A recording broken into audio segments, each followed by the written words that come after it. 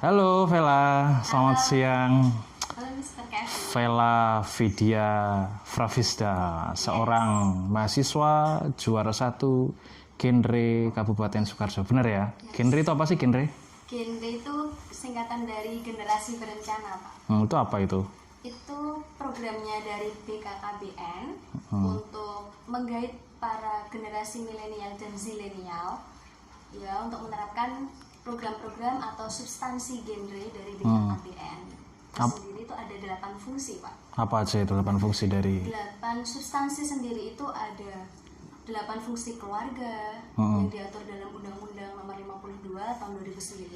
Ada juga pendewasaan usia perkawinan, terus ada juga tentang nafsa, ya, narkotika, terus AIDS, HIV, seperti itu. Dan ada juga tentang life skill.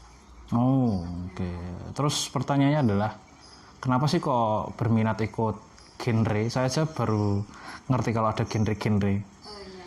Berminat di genre itu sebenarnya sudah sejak 2018. Itu ajang seperti pemilihan duta wisata, duta lurik seperti itu, Pak. Oh, kayak gitu ya. Kalau sendiri kalau masuk kuliah tahun berapa? Tahun 2018. Oh, berarti pas tahun 2018 tahu informasi tentang genre itu. Ya, melalui sosial media. Gitu ya. Terus siapa yang mensupport kamu? Kenapa nggak yang lain, duta wisata misalkan atau duta anti narkoba seperti itu? Oh gitu. Dulu pas zaman SMK sudah menjadi duta. Oh, duta. Ya, Dai Kamtibmas di bawah naungan Kapolres Sukoharjo. Dai itu dai. Iya, dai seperti penceramah. Sebenarnya substansinya sama seperti duta genre, tapi lebih ke narkotika sama ketertiban masyarakat. Terus kenapa kok tidak memilih duta wisata? Ya. Karena tingginya kurang, Pak. Oh, tingginya kurang. Jadi genre itu nggak mempersyaratkan tinggi gitu ya? Tidak. Kalau genre itu lebih kita bisa edukasi. Oh, lebih sosialisasi.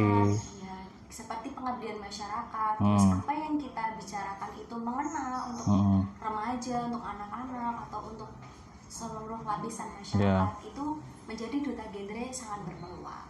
Oh gitu ya. Terus kira-kira ketika prosesmu menjadi duta genre itu gimana prosesnya dari awal sampai misal dari awal tahu informasinya, kemudian kok ke Sukoharjo? Kamu aslinya mana? Aslinya Klaten. Nah, kok bisa diikut ke Sukoharjo itu gimana ceritanya? Ya. Kalau di genre sendiri itu ada 2 jalur untuk masuk menjadi finalis duta genre, Pak. Yaitu ada jalur masyarakat dan jalur pendidikan. Nah, kalau jalur masyarakat itu menggunakan KTP asli daerah situ. Karena Vela mewakili Kecamatan Kartasura dan bukan dari daerah Kartasura sendiri, melalui jalur pendidikan. Oh, jadi kampusmu alamatnya di Kartasura di IAIN Surakarta.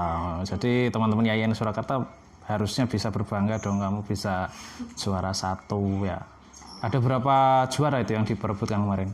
Ada 3, juara 1, 2, 3 putri, juara 1, 2, 3 putra. Oke, menarik ya. Terus kendalanya apa aja sih ketika kamu join di program genre ini dari awal sampai akhir? Mungkin dari kamu kan kuliah juga ya? Ikut ekstrakurikuler UKM gitu.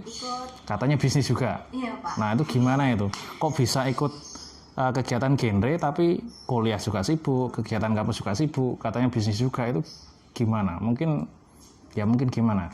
Cerita dari awal mungkin cukup panjang ya, Pak ya. Tapi secara singkat, karena dari semester 1 itu seneng banget dengan usaha, dengan bisnis, saya memilih UKM Kopma, Koperasi Mahasiswa. Ya.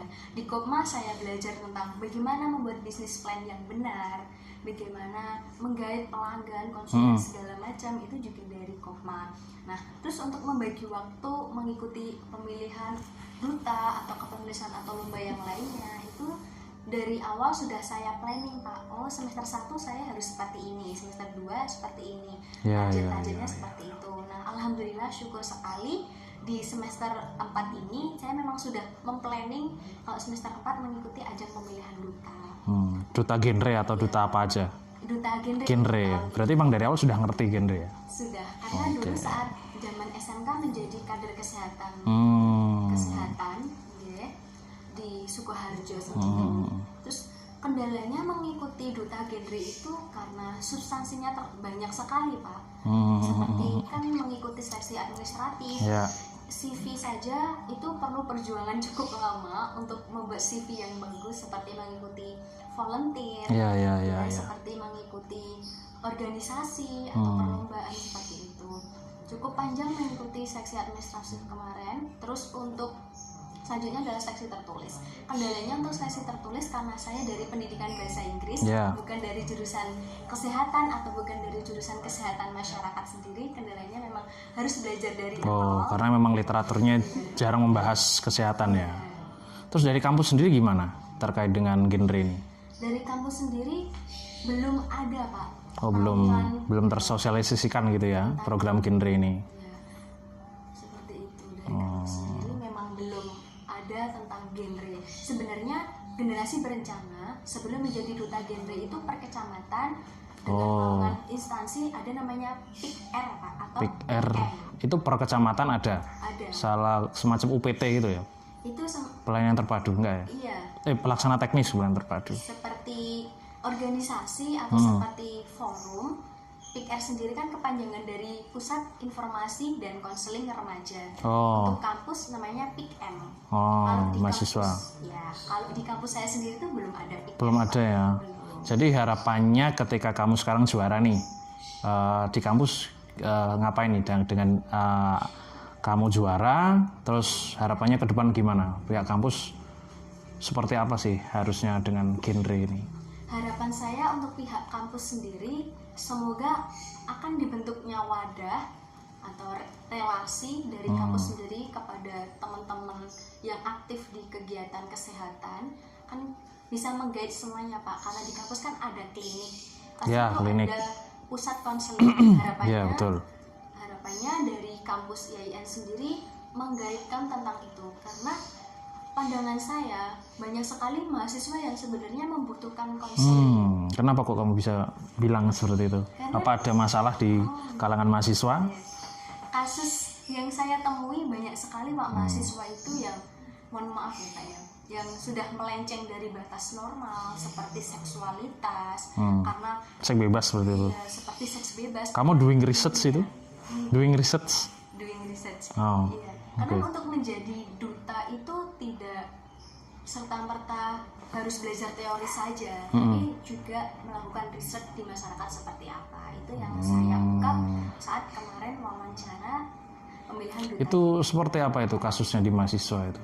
Banyak sekali kasus, atau bahkan saya juga menemukan fenomena yang mana mahasiswa itu melakukan hubungan seksual pranikah kepada teman sebaya atau dengan teman ya, bukan pacarnya atau? Bisa juga, ada juga, Pak, yang ada dengan pacarnya, dengan modus kalau kamu tidak sayang aku ya udah kita putus aja kalau tidak melakukan hal seperti ini, dengan modus cinta, modus sayang. Sedangkan itu sebenarnya malah merugikan, dan kebanyakan 99% itu merugikan perempuan.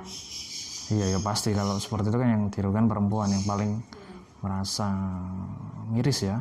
Itu di semua kampus atau hanya casual kasuistik di satu kampus di Solo? Kebanyakan itu memang ada di beberapa kampus, Pak. Karena kita tidak menutup kemungkinan mahasiswa sekarang kan sudah canggih dalam menggunakan gadgetnya masing-masing. Media sosial. Akses pornografi juga luas sekarang kan. Itu menjadi core bisnisnya genre berarti ya, tidak hanya sekedar kesehatan reproduksi tapi pendidikan seks pada para remaja atau mahasiswa. Terus untuk pendidikan seks sendiri yang menjadi concern genre itu seperti apa? Apakah pendidikan pranikah atau pendidikan seperti apa itu yang menjadi concernnya genre yang kamu lakukan selama ini? Concernnya genre sebenarnya semua, Pak. Karena sasaran genre kan dari 0 sampai 24 tahun. 0 tahun sampai 20 tahun. 24 tahun. Itu kan masih disebut remaja kalau sebelum menikah. Concernnya banyak sekali, Pak, seperti pendidikan pranikah. Sebelum kita menikah kita harus sudah siap segi mental.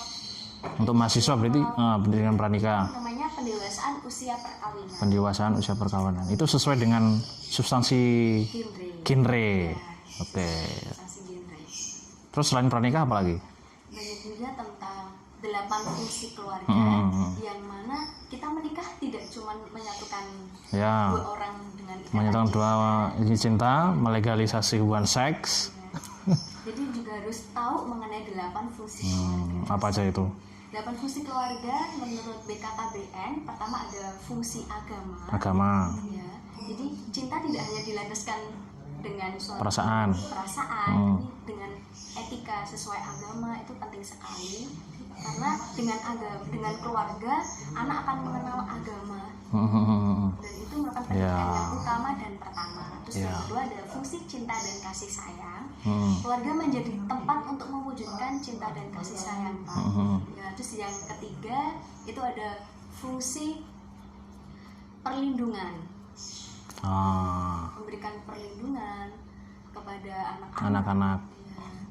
Terus bahaya seks bebas itu juga perlu sekali edukasi dari orang tua melalui fungsi perlindungan itu, Pak. Terus fungsi selanjutnya ada namanya sosial dan budaya. Terus fungsi yang selanjutnya juga ada namanya fungsi reproduksi. Ya. Menikah juga perlu perencanaan bereproduksi, tidak serta-merta cuma nikah aja tapi nggak mempunyai keturunan gitu ya. Dalam rangka melestarikan populasi manusia. Terus selama ini ketika mengikuti genre, kira-kira hal apa sih yang paling berkesan buatmu? Maksudnya apa yang bisa menjadikan pelajaran? Artinya apa ya? Perjuangan apa sih yang bisa kamu ambil, yang paling bisa kamu ambil? Perjalanan yang bisa saya ambil. Pelajaran yang bisa kamu ambil secara mental atau apa itu? Pertama adalah ilmu, Pak. Karena basic saya dari pendidikan bahasa Inggris, dengan mengikuti pemilihan duta genre ini dan Allah sudah menjadi duta genre, banyak sekali yang saya dapatkan seperti kalau saya pribadi ilmu tentang pendewasaan usia perkawinan, saya harus merencanakan dari sekarang seperti transisi remaja, merencanakan sekolah, merencanakan pekerjaan, terus merencanakan pendidikan, itu juga harus totality. Perencanaan finansial juga ya. Ya karena memang sekarang ini menjadi persoalan kita nih, banyak di antara mahasiswa itu ada sindrom semacam aku nikah dini loh, keren aku ya, seperti kayak semacam ada, bukannya saya tidak pro ya, karena saya sendiri juga praktisi pernikahan dini, cuman memang di beberapa kasus apalagi di Sukoharjo kemudian di Solo itu kan memang angka perceraiannya tinggi dan perceraiannya itu menghasilkan janda-janda yang di bawah usia 25 tahun. Nah itu kalau bisa kita jadikan concern itu memang menjadikan persiapan pernikahan, mental, finansial itu juga sangat penting ya berarti ya. Berarti kamu sendiri kalau mau nikah dini atau enggak? Oh tidak. Pendidikan dulu. Karena sudah ada perencanaan ya. Tapi bukan berarti menikah dini itu tidak bagus, bukan berarti seperti itu ya. Boleh nikah dini asalkan sudah memiliki perencanaan atau gimana menurutmu? Kalau dari BKKBN sendiri, program duta genre untuk menikah itu ada batasan usia, Pak. 21 untuk wanita, 25 untuk pria. Iya, batas usia yang sudah dianggap dewasa. Kamu fasih banget gini ya.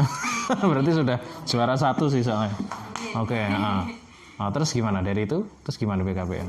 Itu 21 memang dianjurkan gitu ya. 21 wanita, 25 pria. Itu program BKKBN yaitu 21-25 keren. Memang itu dicanangkan untuk generasi muda sekarang untuk memiliki target menikah. Paling nggak standar mentalnya sudah ada ya di situ ya. Apalagi di Sukoharjo. Baru ini saya mendapatkan info 77 kasus itu pernikahan dini. Di usia berapa itu? 77 kasus? Usia 15 19 tahun, Pak. Itu kasihan sekali anak-anak jadi ya kehilangan masa mudanya ya. Iya. Oke, jadi menarik ya terkait dengan genre, terus kegiatanmu di kampus, terus kuliahmu gimana? Terganggu gak dengan mengikuti genre? IPK jeblok atau gimana? IPK alhamdulillah tetap bisa kumlot, Pak. Berapa kemarin IPK-nya? Waduh, jangan itu. 3,6, 3,7? Alhamdulillah lebih, Pak. Lebih ya? Wah lah, 3,9 berarti. Nah, luar biasa. Jadi ini menjadi sebuah pembelajaran juga buat mahasiswa bahwa ketika kita semakin aktif itu bukannya kita kuliahnya keteteran, tapi dengan aktif itu semakin membuka wacana, wawasan atau inspirasi kegiatan kita untuk bermanfaat bagi yang lain. Di kampus masih berarti di aktif di UKM Kopmanya? Masih Pak, alhamdulillah. Sebagai apa di Kopma? Kalau di Kopma sendiri kan tidak sering ada event Pak, event tertentu di Kopma yang besarnya itu alhamdulillah juga bisa mengikuti. Memang harus membagi waktu, sulit sekali Pak antara bisnis, sekolah dengan organisasi, apalagi sekarang ditambah dengan pengabdian masyarakat, itu memang bagi saya sulit sekali.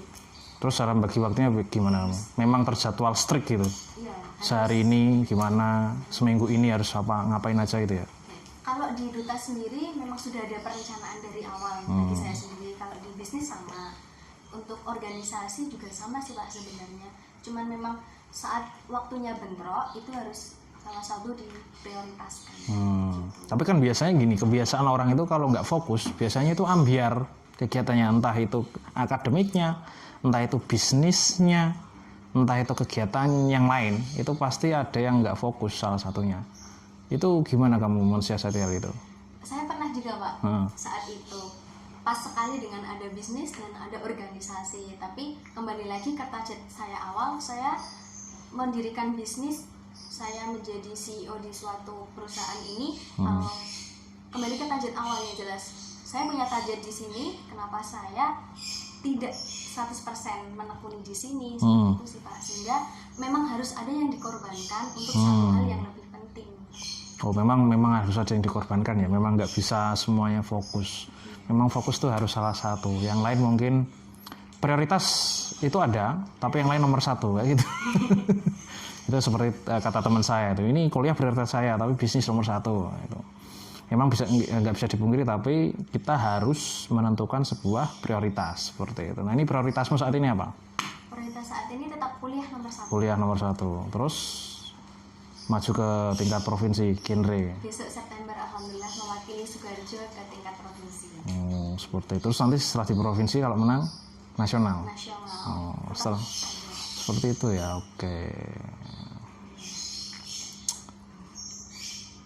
Oke, Vela, Vidya, Fravisdaya. Namamu kayak orang bahasa Rusia. India. Oke, mungkin pesan buat mahasiswa atau mungkin buat adik-adik mahasiswa baru, bagaimana mereka beraktivitas di kampus. Apakah harus menjadi mahasiswa kupu-kupu, kuliah pulang, atau kuliah kencan, seperti apa? Biar mereka menjalani masa mudanya dengan penuh gairah. Mungkin gimana pesan buat adik-adik mahasiswa atau temen lah? Kalau bagi Vela sendiri, karena prinsip saya adalah education is the big investment for me. Pendidikan adalah investasi terbesar bagi saya. Kalau saya sendiri selagi masih muda, kenapa tidak berkarya? Terjun langsung ya. Karena masa muda itu memang sekali the golden age Bapak, itu penting sekali, dan perencanaan itu juga penting. Karena dengan kita memiliki perencanaan yang matang itu ke depan akan lebih mudah. Oke, menarik sekali. Senang sekali bisa diskusi kamu terkait dengan prestasimu di genre. Saya pernah teringat pesan dosen saya. Jadi 4 tahun kamu di kampus itu akan menentukan kehidupanmu 40 tahun ke depan setelah lulus. Jadi kuliah lulus sekitar umur 22 akan menentukan kehidupan 40 tahun, berarti sampai 62 tahun kan. 1 tahun lagi meninggal kan. Nabi Muhammad meninggalnya umur 63 tahun ya. Oke, terima kasih Vela atas waktunya. Mudah-mudahan sukses ke jenjang tingkat provinsi di pemilihan duta genre provinsi. Oke.